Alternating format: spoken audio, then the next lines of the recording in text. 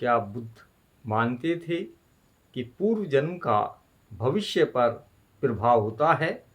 बुद्ध ने कर्म के सिद्धांत का प्रतिपादन किया था। सर्वप्रथम उन्होंने ही कहा था, जैसा बोओगे वैसा काटोगे। बुद्ध ने कर्म के सिद्धांत पर बहुत जोर दिया है। बुद्ध का कहना था, यदि कर्म के सिद्धांत को दृढ़तापूर्वक न माना जाए तो नैतिक अनुशासन निभ ही नहीं सकता।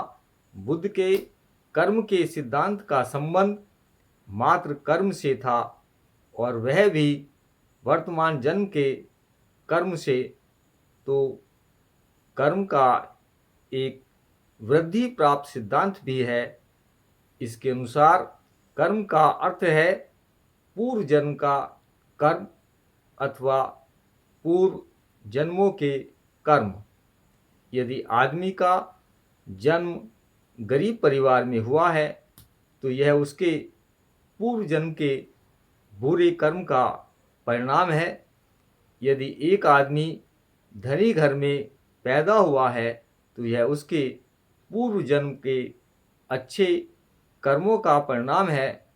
यदि किसी में कोई जन्मजात दोष है तो इसका कारण उसके पूर्व जन्म का बुरा कर्म है।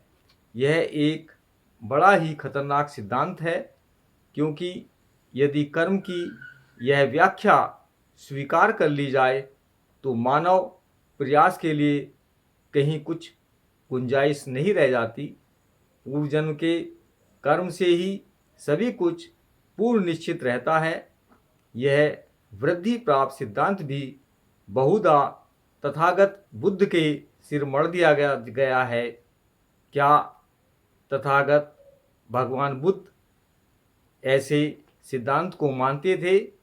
इस वृद्धि प्राप्त सिद्धांत की भली प्रकार परीक्षा करने के लिए जिस भाषा में इसका प्राय उल्लेख किया जाता है उसमें थोड़ा परिवर्तन कर देना होगा। यह कहने की बजाय कि पूर्व जन्म के कर्म का संसरण होता है, हम यह कहें कि पूर्व जन्म का कर्म वंश परंपरा से प्राप्त होता है। इस भाषा के परिवर्तन से हम वंश परंपरा के कानून के अनुसार इसकी परीक्षा कर सकते हैं। ऐसा करने से न इसके कानूनी अर्थ में ही कोई अंतर आता है और न वास्तविक अर्थ में।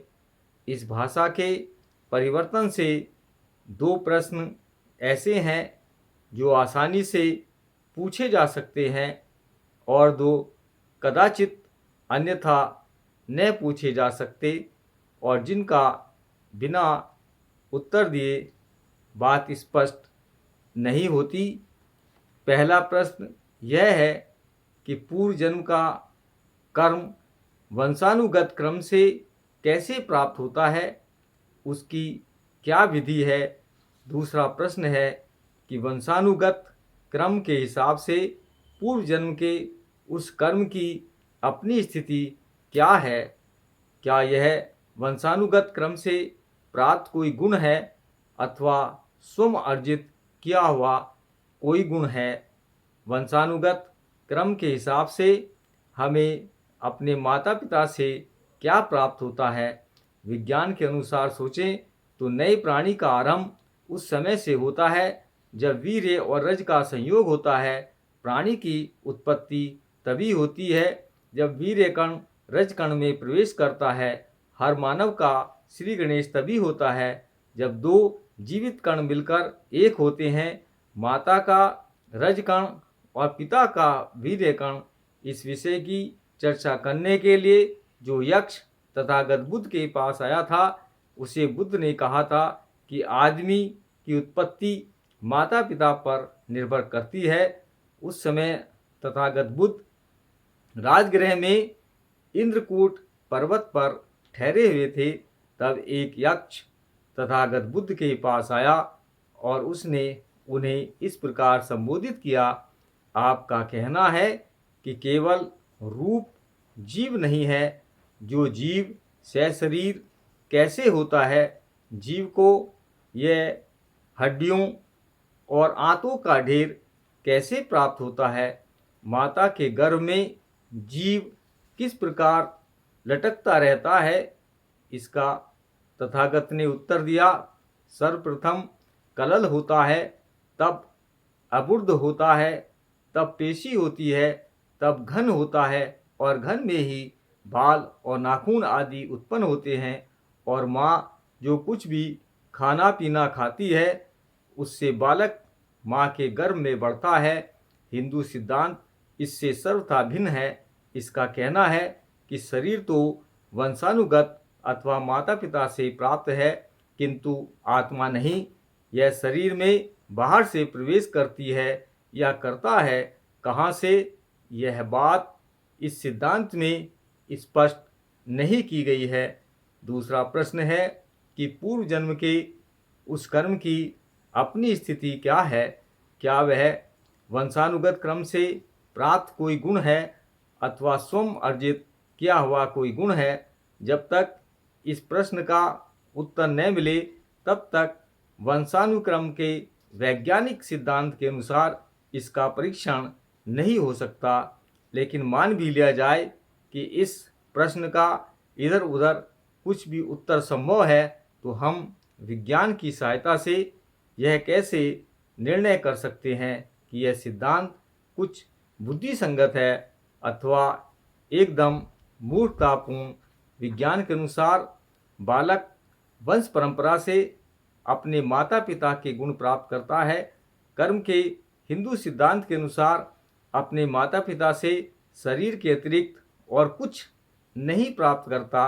कर्म के हिंदू सिद्धांत के अनुसार बालक का पूर्व कर्म उसका अपना किया हुआ कर्म है और वह उसे अपने द्वारा ही, अपने लिए ही स्वयं प्राप्त करता है।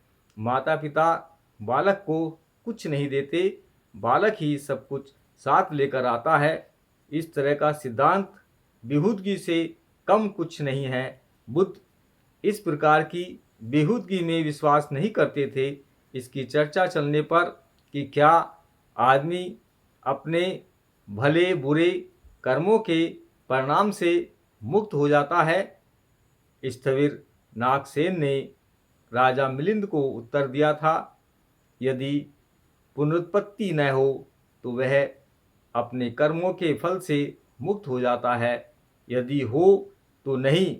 राजा मिलिंद ने कहा, मुझे एक उदाहरण दें। राजन, उदाहरण के लिए एक आदमी किसी के आम चुराए तो क्या चोर दंड का अधिकारी होगा? हाँ, लेकिन जो आम के बीज उसने जमीन में बोए थे वे तो उसने चुराए नहीं, तब उसे दंड क्यों मिले? क्योंकि जो उसने चुराए वे उन्हीं में से उत्पन्न हुए थे जो जमीन में बोए गए थे।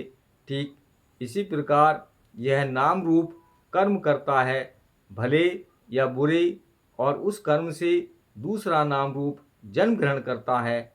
इसीलिए वह अपने कर्म के फल से मुक्त नहीं होता। नागसेन, बहुत अच्छा। तब फिर राजा मिलिंद ने पूछा, नागसेन, जब एक नाम रूप से कार्य किए जाते हैं तो उन कार्यों का क्या होता है?